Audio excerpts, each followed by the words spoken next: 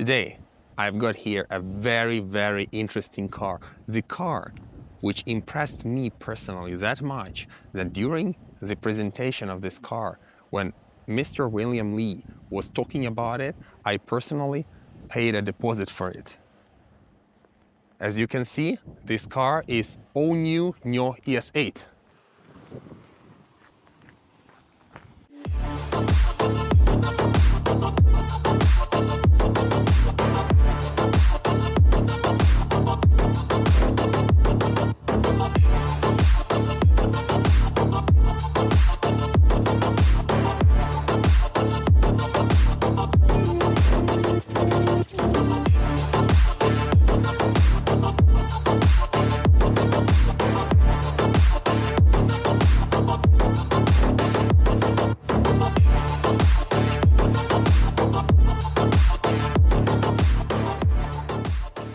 I usually don't like to talk too much about exterior because it's very subjective and somebody likes something, somebody doesn't. But this car has something worth mentioning. First of all, trunk or front trunk. If you magically touch the logo, look at this.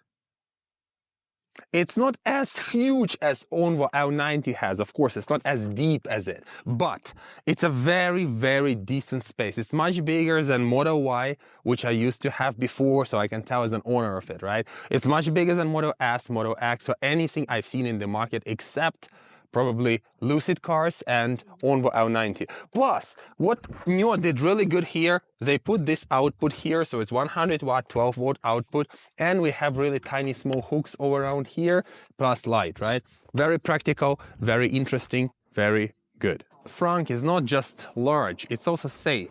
Imagine the nightmare, you accidentally put your hand here, and not that bad, nothing happened.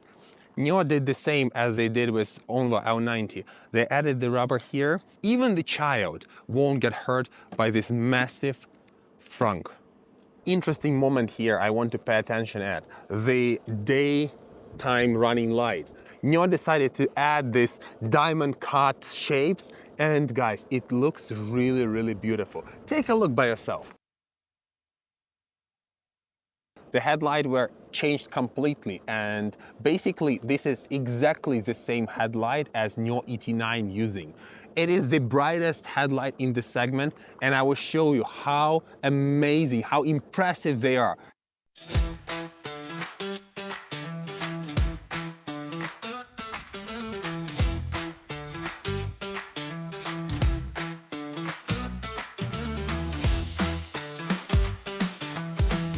One detail of the exterior which stands out to me a lot, the rims.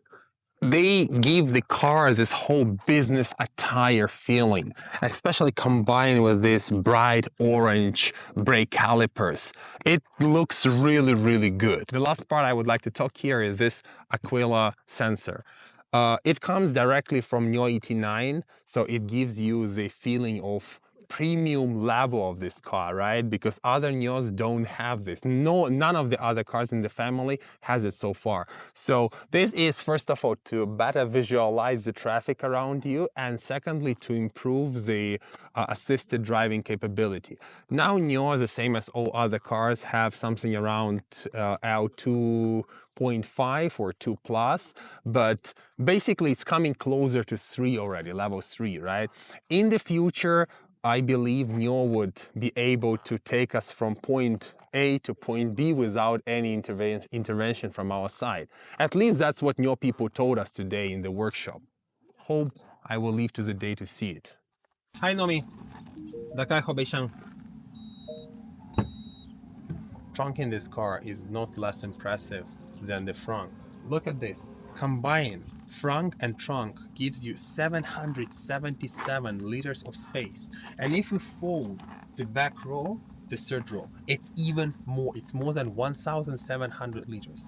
If you want to fold the seat, you can easily click here. On the right side, we have plenty of control over the car. Plus, we have 12 volt outlet and a small hook. Let's talk a little bit about the interior of this car. Once you sit here, you do feel very premium, luxury everywhere. It's not as soft as ET9. Family oriented, not just pure business. So if the kid sits in car and touches something, it's not going to be damaged immediately. I feel there are tons of space in the first row, second row, third row. The car is huge. What I love here is this new horizontal display. I like this large dashboard with the information in it. However, I do believe that they should adjust a little bit and let people decide by themselves how to arrange the icons and everything there. Steering wheel is very classy. It's the same as old Gen 3 steering wheel. There is no steering by wire, but it's very precise. I love the physical buttons on the door. I love that they put the massage, heating and cooling on the side of the door. It's really, really nice. It's very comfortable. What I don't like is that the seat control is on the door. When it's just down there, it's so intuitive. I don't know why NIO decided to follow the Mercedes. On the central console, we have pretty much standard configuration. A double cup holder, a double charger, and one thing which I don't like is this part. Touch control for this music, for the passenger side and for the driver side of this long screen. Car has a very, very special mode which called privacy mode. Imagine you have a meeting or you have a date or you just need some privacy. You want to change inside the car, which happened to people like me who are traveling around and shooting really a lot quite often. There's a special button on the door which you can click, and then the whole car will become a fortress. The window will darken and nobody can see anything. I checked it by myself. Take a look.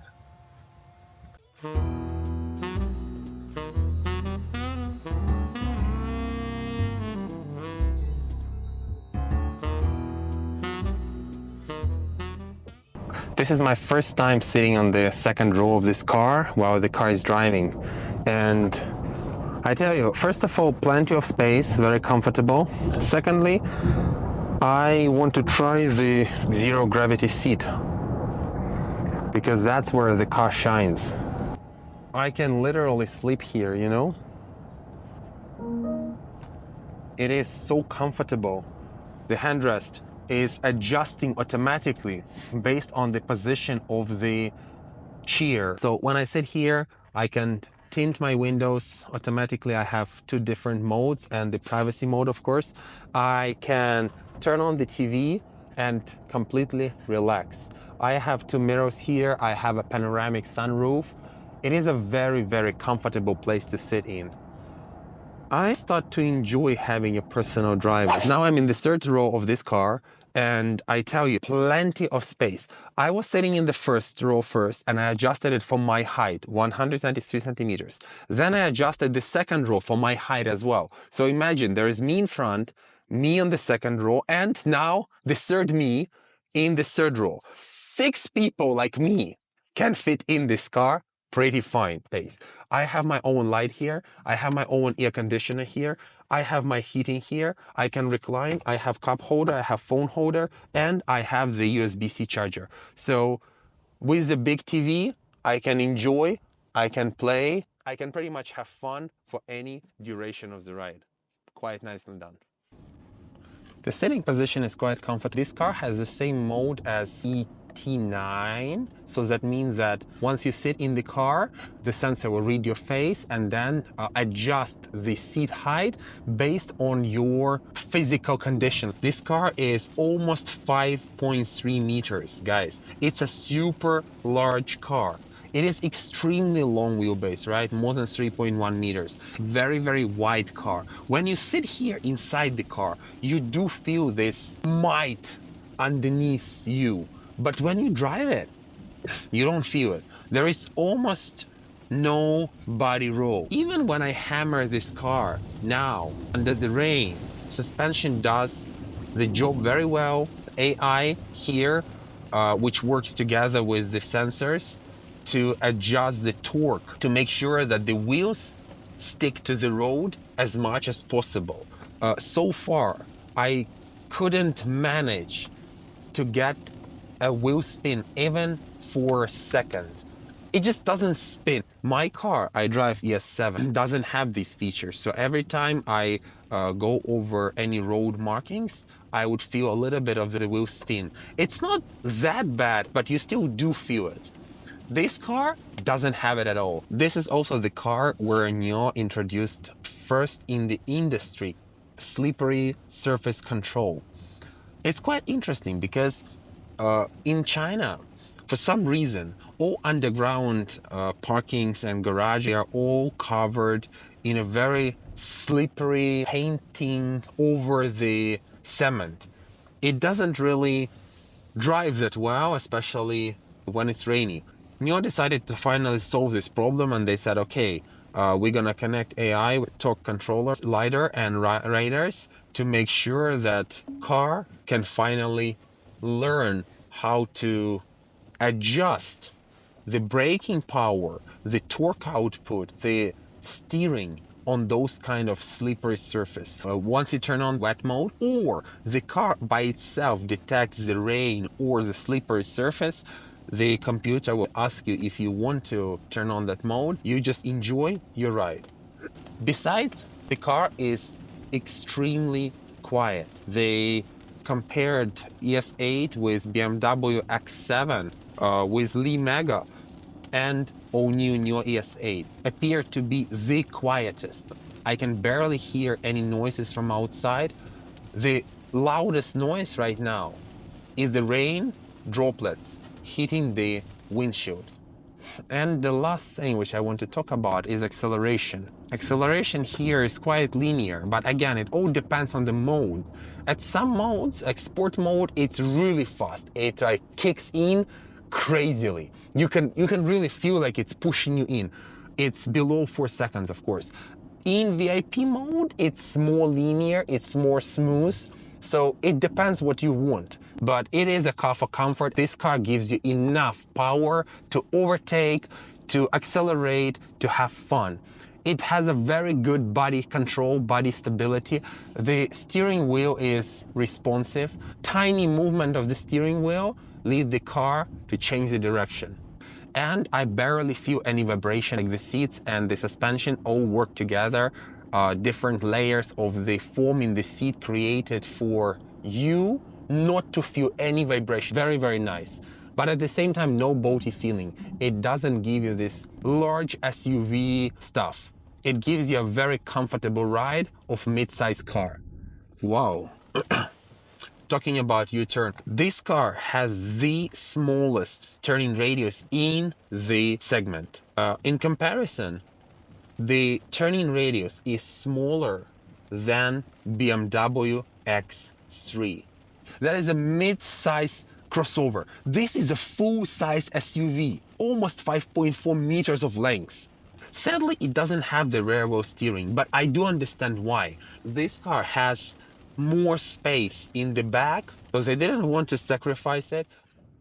This car, all new ES8, is totally a disruptor of the market. It has everything you can dream of. It took a lot from the bigger brother, from ET9. We have similar battery, we have similar light, but at the same time, it took all the experience which NIO accumulated while building L90. So it's like a perfect car for the business and for the family.